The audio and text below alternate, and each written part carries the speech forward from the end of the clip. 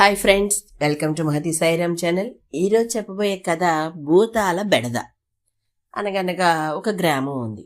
ఆ గ్రామంలో ఓ తల్లి కూతుళ్ళు ఇద్దరు ఉన్నారు. ఆ పిల్ల చిన్నప్పుడే ఆమె తండ్రి పోయాడనమాట. ఆ తల్లి అన్ని చోట్ల పనులు చేసుకుంటూ ఏదో కొంత డబ్బు సంపాదించి రోజులు వెళ్ళదీస్తూ ఉంటారు. ఏ రోజుకి ఆ రోజు సంపాదన అనమాట. తెచ్చుకోవడం, తినడం, అలా కాలక్షేపం చేస్తూ ఉంటే ఓ రోజు తల్లికి ఇంకా సుస్థి చేసి మంచాన పడుతుంది. అప్పుడు ఇంకా పిల్ల ఆ తల్లిని కూడా చూడాల్సిన బాధ్యత వస్తుంది. చాలా తెలివైన పిల్ల. ఆ పిల్ల పేరు గౌరి అనమాట. మంచి అందగెత్తే తెలివైన పిల్ల, చిన్నపిల్ల. అయితే చిన్నపిల్ల పెద్ద పని ఏం చేస్తుంది, ఏం చేయలేదు కదా పాపం. అందుకని తను సాయశక్తిలా చేయగలిగిన పని ఉందో వెతుక్కుని ఆ ఊరికి దగ్గరలో ఉన్న, అడవికి దగ్గరలో ఉన్న డొంకల దగ్గర ఉన్న పుల్లలన్నీ ఏరి కట్టగట్టి వాటిని అవి పట్టుకొచ్చి ఊళ్ళో అమ్ముతూ ఉండేదన్నమాట. అవి వచ్చిన డబ్బులు పెట్టి తల్లి కూతుళ్ళు ఇద్దరు తినేవారు.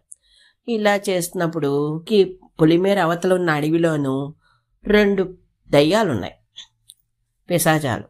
అయితే అవి 2 కూడా ఏంటంటే ఎవరికైనా సాయం చేస్తే ఈ పిశాచం నుంచి విముక్తి వస్తుందని చెప్పి ఎవరికైనా సాయం చేయాలి అని ఆలోచిస్తూ ఉంటాయి. కాకపోతే మనిషి అన్నవాడికి అదంటేనే భయం కనుక ఎవడెళ్తాడు అంచేత ఎవడా పక్కకి వెళ్ళడు. అంచేత వాడికి సాయం చేయడానికి అవకాశం దొరకట్లేదు. అయితే అందులో పెద్ద పిశాచం ఈ పిల్ల రోజు ఈ డొంకల దగ్గరికి రావడం, పుల్లలన్నీ తీసుకుని కట్టుకుని పట్టుకెళ్ళడం ఇవన్నీ చూస్తోంది.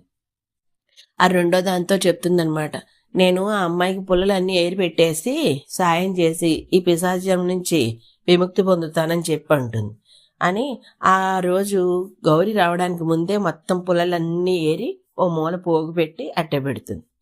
గౌరి డొంకల దగ్గరికి వచ్చి చూసి నాకన్నా ముందే ఎవరో వచ్చి పుల్లలన్నీ ఏరేసుకున్నట్టున్నారని చెప్పి మొత్తం డొంకలన్నీ కలిదిరిగి తనకి ఏం లేవనుకుని చెప్పి వచ్చేస్తుంది. ఇది చేసిన సాయం వ్యర్థం అయిపోయింది, దానికేం పని చేయలేదు. సరే, ఇంకా రెండో రోజు గౌరి మనకు ఆ పుల్లలు ఎరుకునే పనిలో ఎవరో ఒకడు వంతుకొచ్చాడు అని చేత అది మనకేమీ గిట్టుబాటు అవ్వదని చెప్పి ఏం చేయాలా అని ఆలోచిస్తూ అలా ఇంటి దగ్గర నడుచుకుంటూ వెళ్తూ ఉంటుంది.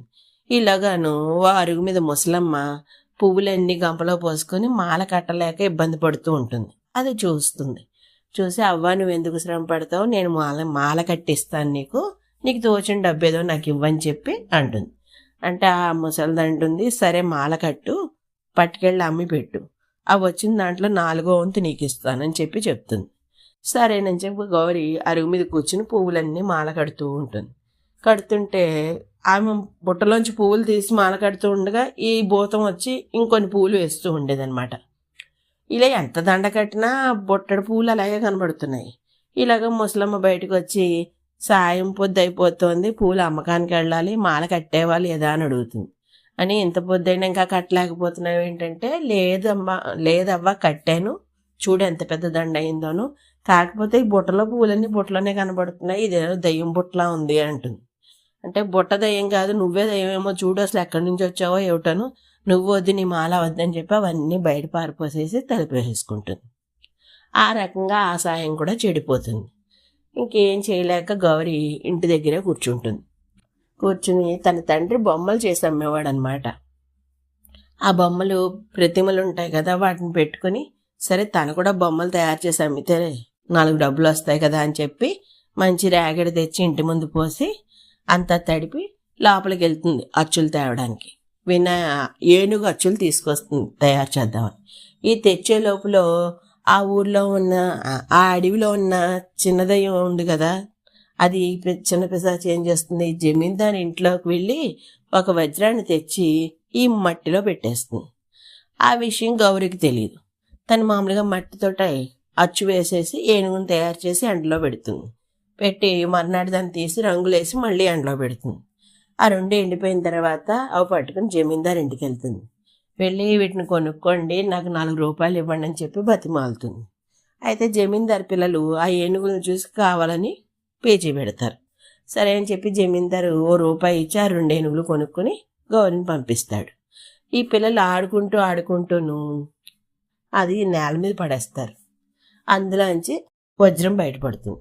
అప్పటికే జమీందార్ ఇంట్లో వజ్రం పోయిందని అందరినీ వెతకమని పంపిస్తాడు 4 పక్కలకి. ఎక్కడా దొరకదు వాడికి. ఆ వజ్రం బయటకు రాగానే గౌరిని పిలిపిస్తాడు. నువ్వే ఈ వజ్రం దొంగతనం చేస్తావు, ఎలా చేసావు ఏంటని అడుగుతాడు. అంటే నేను అసలు బయటికే రాలేదు, మీ వజ్రం పోయిన టైంలో నేను మా ఇంట్లోనే ఉన్నాను, కావాలంటే చూడండి అని చెప్పి రుజువు చేసి చెప్తుంది. చూసిన వాళ్ళు అందరూ కూడా అవునని చెప్తారు. అప్పుడు జమీందారు ఆమె చెప్పింది నిజమని నమ్మి ఆమెకు కొంత డబ్బు ఇచ్చి ఆనందంగా ఆమెను వెనక్కి పంపిస్తాడు. ఈ 2 దయ్యాలు కూడా చేసిన సాయం వ్యర్థమై మళ్ళీ ఆ అడవిలో పిశాచాలలాగే ఉండిపోతాయి. ఇది కథ.